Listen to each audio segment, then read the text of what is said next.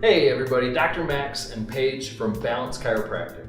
Welcome to the first portion of our foam roller series. Now for the first portion, we're going to focus on the most important portion, being the gluteal region.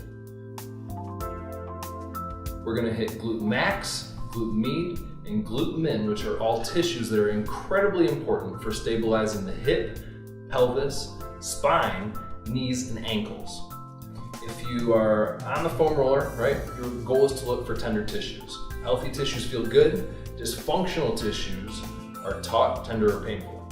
So what we'll do is we'll find those taut, painful tissues and roll over them 5 or 6 times, move on to the next one, and then change our angles. Now the angles are important because we'll have 3 different angles for each region. The 3 different angles are important because we're 3-dimensional beings. If you're only getting 1 or 2 sides of a tissue, right, then you're leaving up to 66% of the region uncorrected, if you will. So to get started, what Paige is going to do is take her left arm, push it back here as a kickstand. She's going to take her left ankle, cross it over her right knee, and then she's going to ever so slightly come off of neutral and tip over towards the left because we don't want to be on the sacrum or the spine.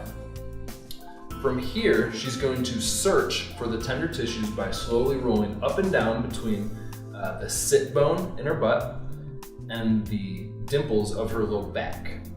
When she finds something tender, she will roll back and forth 5 to 6 times and then move on to the next tender spot.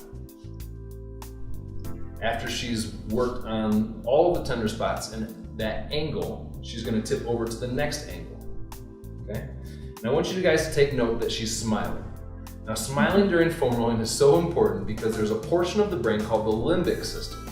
And if this system senses pouting or frowning, then that's going to make you feel bad. If you're smiling and you're happy and you're laughing, it's going to make you feel good. Simple enough. Now after she's done angle 2, she's going to do the very same thing, search for tender spots by tipping over just a little bit more towards me, rolling the same region between the dimples of the low back and the sit bone in the butt.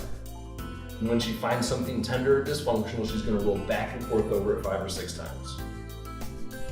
After she's done the other side, which she may notice is more tight or less tight than the first side, she'll move on to the next region, which is going to be the hamstrings.